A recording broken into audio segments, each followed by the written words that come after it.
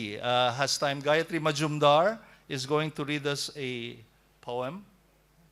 Thanks, everyone, the foundation and everyone else, especially Anu Majumdar, who's associated with it.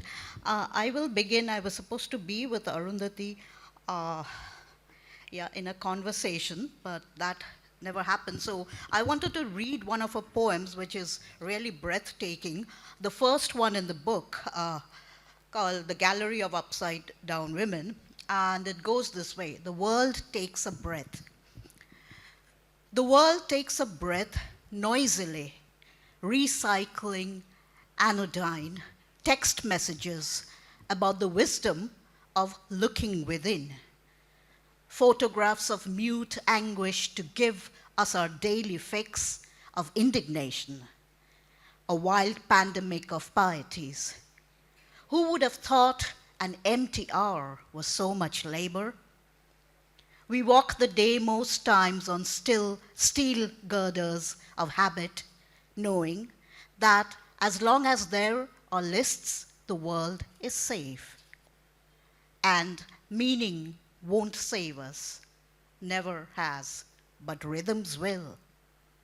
And only sometimes does the fumbling and twitching swivel into immaculate choreography. When the sky falls away like blue laughter and suddenly we are cycling hands-free on air. Thank you for listening. And this is from the first poem, first section, which is called Cycling Hands Free on Air. Thank you. So I'll just read a couple of my poems because of the constraint of time. And since we are talking about women and women poets and extraordinary women, I wrote a poem called Ma's Extraordinary Recipes. At the end of it, Ma tried everything. That time spent listlessly on hills, gentle, unburned suns, uncaramelized white knots of love, and days knitted with unwavering beliefs that cobra around my infinities. Who knows how she did it? Who am I to say? The outcome, always flamboyant, yet presented with no expectations of rewards or a single whisper of praise. Nothing ever was ordinary about how she was. Not for us was a simple life of bhat, dal, aloo bhaja. From then on, I never learnt the tapas and japas, the kinds of fruit offerings, the batashas and the yellows of gandhas and steps down the sun. I never found out where Ma acquired these secrets of the Mishtiwala's trade to such perfection. Frankly, I was far too invested in I don't know what, always as I am at a distance from everywhere in space collapsing. But she, Ma, was a child of the wind, cooking up delicious fantasies, never shy to present herself as she was. Slow melting kheer for centuries in a dream, blended with the sweetness of her waxing moon. Chad, she called. I never remember even once entering a kitchen to cook rice. Thank you. So that was a tribute to Ma. And I have another poem called Slowing Down Time, which is also the title of my next book, hopefully.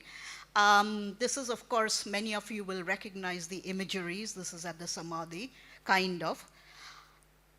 Slowing down time.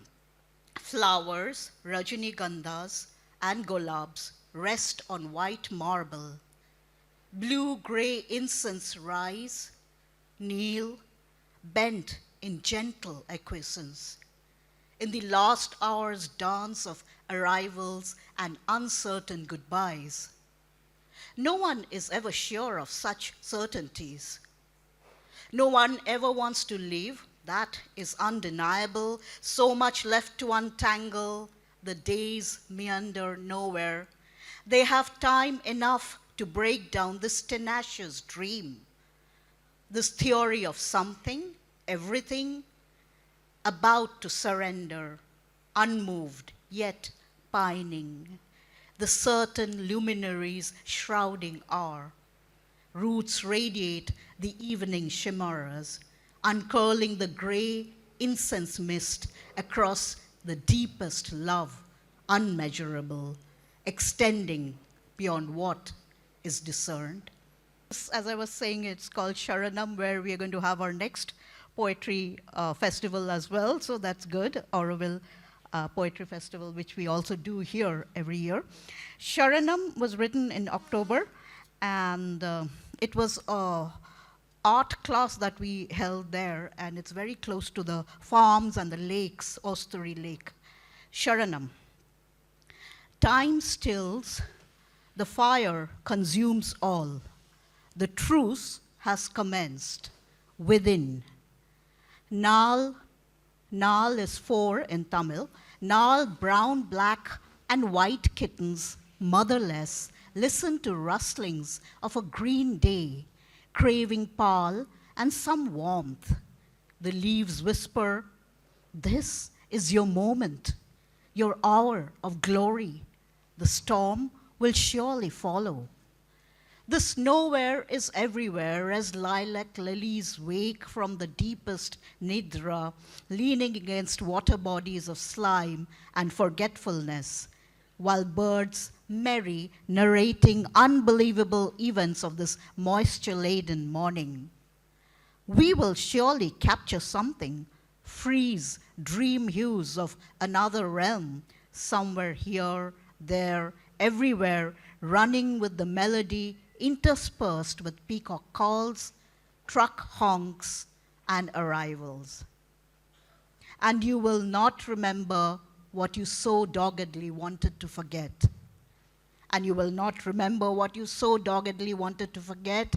In the space, everything remains as it did when the first seeds cracked open suns. Butterflies emerged out of cocoons. Baby squirrels scampered up wrong trees, admonished by everyone, including the wrong tree. Red centipedes return to you. Red centipedes mix with the color, determined to return to you what you can never own. And you begin to walk away. Thank you. Thank you again, and have a great afternoon.